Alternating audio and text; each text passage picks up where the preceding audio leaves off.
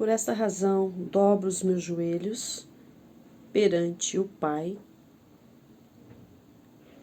do qual toda a família nos céus e na terra toma o nome, para que, segundo as riquezas da sua glória, vos conceda que sejais robustecidos com poder pelo Espírito no homem. Então, essa aqui é uma oração que o apóstolo Paulo fez aos irmãos de Éfeso, aos gregos e também aos judeus, mas principalmente os gregos, porque nessa época em que Paulo estava pregando essa palavra, ele estava pregando aos gregos que se converteram a Cristo, o cristianismo. A cidade de Éfeso, que hoje é chamada de Turquia, foi uma cidade, uma metrópole, ficava numa província, dava acesso para províncias da Ásia, e na época era um lugar de uma rota comercial, como Foz do Iguaçu, vamos dizer hoje, Brasil, Paraguai, Argentina, e que ficava entre os países do Oriente e do Ocidente, as estradas, então por ali passavam muitos turistas, então habitava muitos judeus e gregos ali. E Paulo achou e encontrou e achou por bem entrar nessa cidade que na época era cerca de 300 mil habitantes, segundo a história bíblica. E Paulo foi para essa cidade na sua segunda viagem, né? Tá em Atos 18, 19, ele chegou ali e entrou numa sinagoga e ficou por cerca de 3 meses pregando até que eles expulsaram Paulo dali. E ele pegou e saiu, já deixou Priscila e Áquila por ali e saiu e voltou deu continuidade à sua viagem. Mais tarde ele volta ali de novo, continua pregando na sinagoga, não é aceito, vai para a escola de Tirano, né, chamado num auditório público, e ele fica ali mais 2 anos e pouco pregando, então ele fica 3 anos ali pregando para esses irmãos de Éfeso, né, para onde essa carta foi escrita. Então ele só teve ali por 2 vezes, e nessa segunda vez ele ora por 12 homens, Deus batiza com o Espírito Santo, eles não conheciam o Espírito Santo, ele ensina gregos e judeus, passa esses 3 anos, ele briga com os ourives por causa da deusa Diana, e ganha, né, muitos idólatras deixam de idolatrar, é uma cidade que essa deusa Diana era o turismo ali, que eles ganhavam muito dinheiro, os ourives de prata, eles se levantaram contra Paulo, a ponto de que Paulo queria até entrar no meio da multidão, eles queriam tocar em Paulo, não foi permitido que Paulo entrasse no meio da multidão, porque eles tentaram segurar 2 irmãos que estavam com Paulo. E aí a história conta que também Paulo, num desses dias, estava pregando, o Eutico, ele dorme na janela, acaba caindo, Paulo ora, Deus ressuscita a Eutico. E os feiticeiros, muitos se convertem, queimam seus livros, suas idolatrias, a obra de feitiçaria. Então Paulo ali na sua segunda viagem teve um êxito muito grande na pregação, deixa a Priscila e Áquila ali na primeira viagem, e pega Timóteo e coloca como pastor ali, um líder, né, daquela igreja que fica na casa.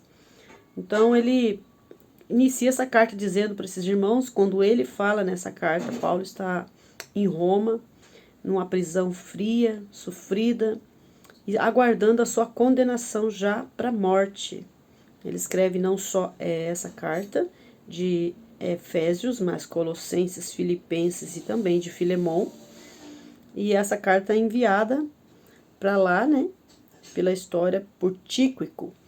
E aí Paulo entrega essa carta para ele, dando esses 6 capítulos importantíssimos de ensinamentos, chamando esses irmãos, como ele diz aqui, sejam robustecidos, quer dizer, fortalecidos, enraizados, ele fala dentro dessa carta, ele fala dentro dessa carta aqui, que os irmãos entendam, né, que eles são chamados pela fé, não é por lei.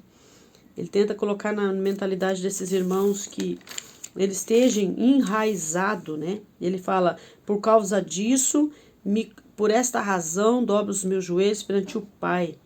Essa razão que ele fala nessa carta quer dizer, vocês são gentios, mas vocês receberam a misericórdia, a bondade de Deus por Cristo, somos salvos pela graça. Ele dá uma revelação no início do capítulo 3, falando que foi a Deus revelado pela vida dele. Deus revelou a ele a salvação, também se estende aos gentios. E ele fala para eles, é por causa disso que eu me dobro.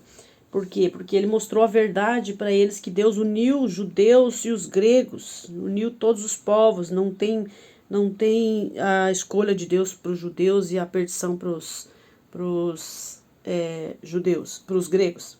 Aí ele fala assim que Deus concedesse para eles fortalecimento espiritual para os judeus e os gregos convertidos, que todos eles faziam parte de uma família universal, uma família espiritual, porque Paulo foi pai dessa igreja. E como pai, a gente tem que cuidar dos filhos, e eles eram os filhos. E Paulo pariu essa igreja, né? A luz que Paulo trouxe a essa igreja, a luz é Cristo. Então Paulo está dizendo assim, ó, para que vocês sejam enraizados e plantados no amor de Cristo, que vocês conheçam a Cristo, que vocês tenham experiências com Cristo. É o que ele está falando dentro aqui do capítulo 3, despertando eles a conhecer a Cristo. Aí ele fala assim, qual seja a largura, a profundidade, o comprimento, ali ele está falando numa linguagem poética para eles, né? Para que eles, nessa língua aqui, ó, possais compreender com todos os santos qual seja a largura, o comprimento, a altura e a profundidade, quer dizer, o amor, a imensidão do amor de Deus, para que vocês conheçam, o desejo dele é que vocês conheçam, que habite a fé em Cristo no coração de vocês, que vocês sejam plantados, enraigados, fundamentados nesse amor de Deus, para que vocês conheçam a imensidão do amor que veio por Cristo a eles, a todos nós, aos gentios, né? Onde alcançou, Paulo estava alcançando essa igreja, para que eles sejam cheios de esperança e conheçam o amor de Cristo, que excede todo entendimento, para que sejam cheios da inteira plenitude, inteira esperança, que vocês sejam cheios de esperança, aguardando, né, as promessas de Jesus, aguardando a salvação por Cristo Jesus. E ele continua dizendo assim que Deus faz tudo, ele fala aqui, ora, aquele que é poderoso para fazer tudo muito mais abundantemente, além daquilo que pedimos ou pensamos, segundo o poder que em nós opera. Ele está falando assim que Deus ele faz tudo e muito mais.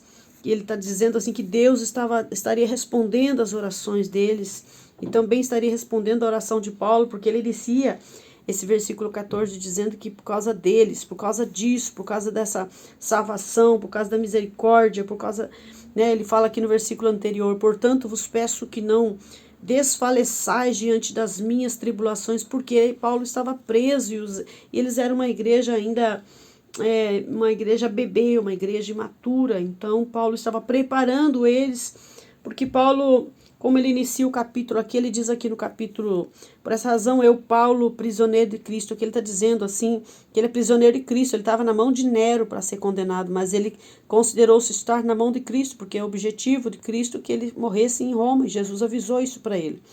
Então ele está dizendo para os irmãos aqui, ó, vos peço que não desfaleçais diante das minhas tribulações por vós, as quais são a vossa glória, quer dizer, o sofrimento é meu, mas a glória é para vocês. O sofrimento foi de Cristo, mas a salvação foi por nós. Então Paulo ele gera essa vida espiritual neles, que são filhos. Paulo ele gera sem palavras, no silêncio da prisão, essa carta com sofrimento. Paulo ele gera sem recompensas como um pai que não faz para o filho para esperar recompensa nenhuma. Paulo ele gera a palavra nesses filhos, preparando essas cartas, ensinando, gastando esses 3 anos na sua última viagem, na terceira viagem, preparando eles como filhos para deixá-los. E Paulo ainda nesta última carta, que foi a última conversa que Paulo teve com Éfeso, Paulo ele mostra que a palavra de Deus gera vida neles, que para eles se apegarem com as promessas, se apegarem com Cristo, se arraizar, para eles acreditarem na esperança, na plenitude de Deus, que é Cristo, aguardar na esperança, e ele gera filhos para a eternidade.